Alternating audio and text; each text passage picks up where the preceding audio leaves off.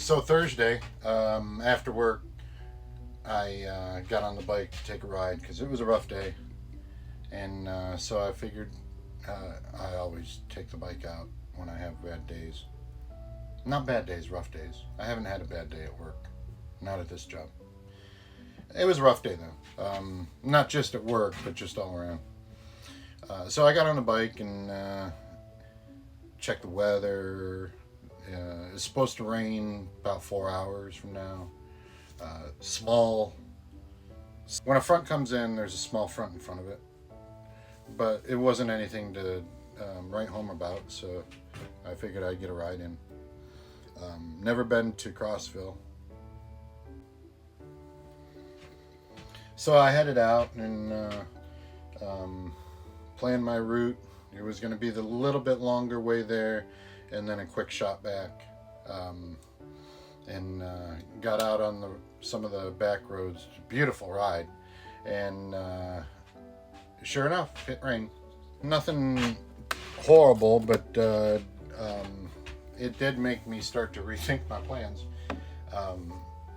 But I rode out of it, and a couple minutes later, rode into some more rain, harder rain. I wasn't expecting it. So I came around a corner, saw a church with an overhang in front of it where cars can come up and let the women out so they can get in without getting wet and all that.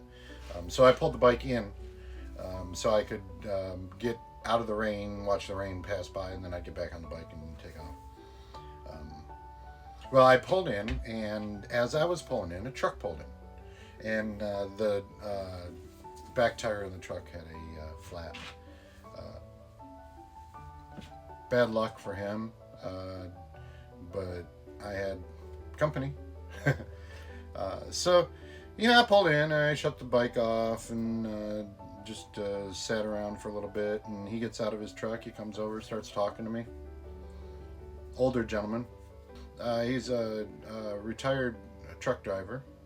Him and his wife own a business where they haul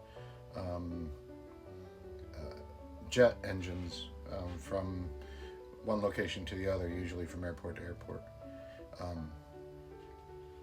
or hangar to hangar, or however they do it. We got to talking, and he says, "You see this here? This is a monitor, but I also have a pump. And these two things right here, these are batteries." And I mean, he looked like he had a flak jacket on underneath his shirt.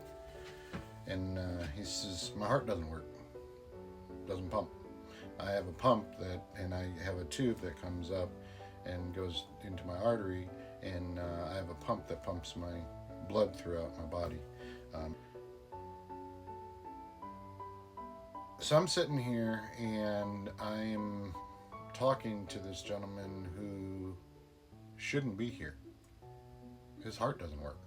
His heart doesn't work. But modern science, they've got a pump out here, pumping that, giving him some blood pressure. And ironically, I'm sitting there talking to him, and I'm dealing with high blood pressure, so that's kind of ironic. He tells me that he's on the list for a bypass and waiting for a heart to be available.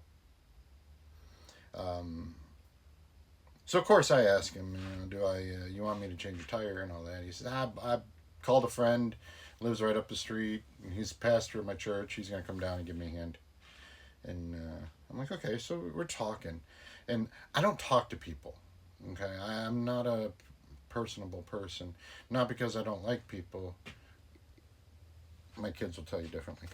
But I'm agoraphobic. I'm kind of an introvert to the extreme. But this guy was very, very easy to talk to. And he was interested in me. I like people that... I gravitate towards people that have every reason to care only about themselves, but they're focused on other people. I think that's why I got along with him so well. because that's his soul is what I was talking to. And so we're talking. I mean, the rain comes and goes, and another rain comes and it goes, and finally he says, I think you're good. Yeah. Now just need to get you good. says, my buddy should be here anytime now. And sure enough, his buddy comes down in his side-by-side, and he's got the tools and jack and everything, and he gets out of the side-by-side, and he's like 15 years older than this guy. But real nice guy, super nice guy, real nice guy. But at that point, I figured, you know what? I'm here for a reason. I stopped for a reason. I'm seeing there's reasons for what's going on right now. So I was what I feel obedient, and I said, you know what? I'm going to change tire for you. So in all my glory, got all dirty and got his tire changed.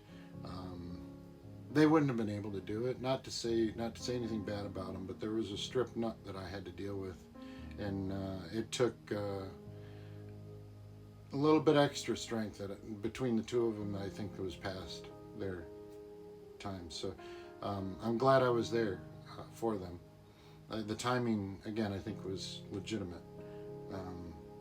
So, you know, this guy with no workable heart and his pastor tell me about their church, which is 2 miles down the street, and said, if you're ever in the neighborhood, feel like stopping in. And so I said, okay, I will. And went on. I turned around. Well, I didn't turn around, but I took the long way home from there instead of continuing my ride, which I did a couple days later. Did that ride. But the whole events just seemed like timing was for a reason. I didn't know why, but just how everything worked out, I just felt like there was a timing thing and somebody was directing it, and I just needed to follow the lead. So I got to thinking about the church and being invited, and look, I don't go into buildings that I don't know. I don't go into rooms that have more than 10 people. I go to restaurants because there's booths that I can make my own. And I don't want to get into the psychology of the messed up head that I have, but it was hard for me to go and put myself out there.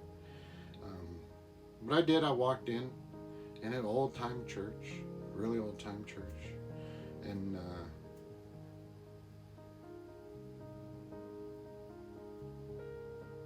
Richard, we'll call him the guy with the heart. No heart, but a lot of soul. He wasn't there today. His wife has been doing the truck driving because he can't, obviously. And she happened to be back in town, so he wasn't there today. But I got to talk to Cecil, the pastor, and he was just overjoyed to see me. And I think that I brought joy into his life today. And I appreciated the opportunity to do that.